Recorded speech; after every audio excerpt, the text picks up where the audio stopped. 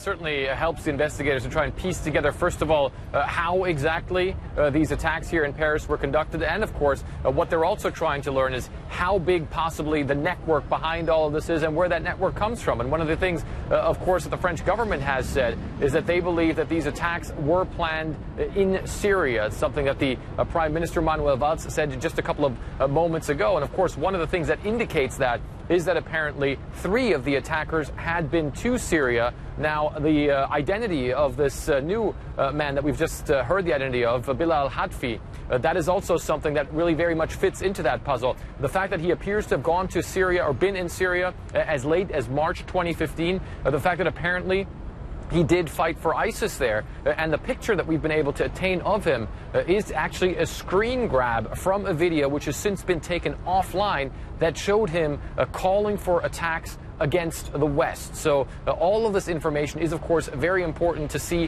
what sort of network is behind all this, how this network operated, and then also, of course, how sophisticated, Hala, this network might have been. One of the things that came out yesterday, which was very interesting, was that the attackers were not only armed with AK-47s, but all of them also with suicide vests, and that all of these suicide vests were made in exactly the same way. And that certainly does show a certain degree of sophistication, a certain degree of quite sophisticated planning as well. And that's also, of course, one of the things that the authorities are trying to piece together, seeing how this network worked. Of course, also having now established that link to Brussels in Belgium, where also, of course, several arrests have been made. Hala.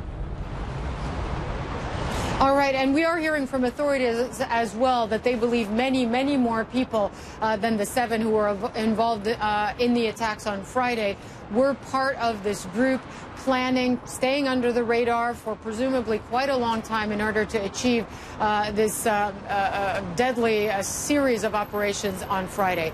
Tell us a little bit about what authorities are saying regarding how many more people might have been involved in all of this.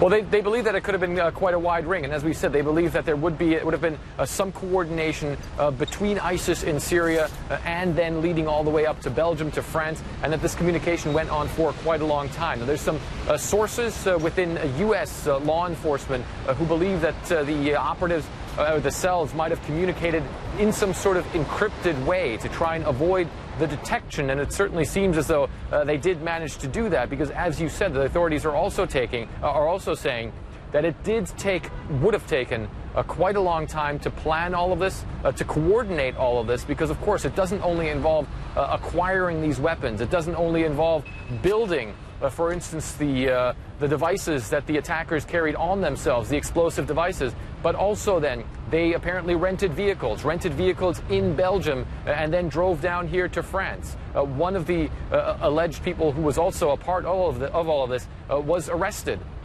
in Belgium. He's apparently the man who rented one of these vehicles, a black VW Polo, that was rented in Brussels by a French national, then driven down here to Paris, and was later then found at the site of the attack at the Bataclan. So certainly the authorities believe that this has to be part of some sort of wider plot. Just how wide, just how big all of this is something that they're still trying to piece together.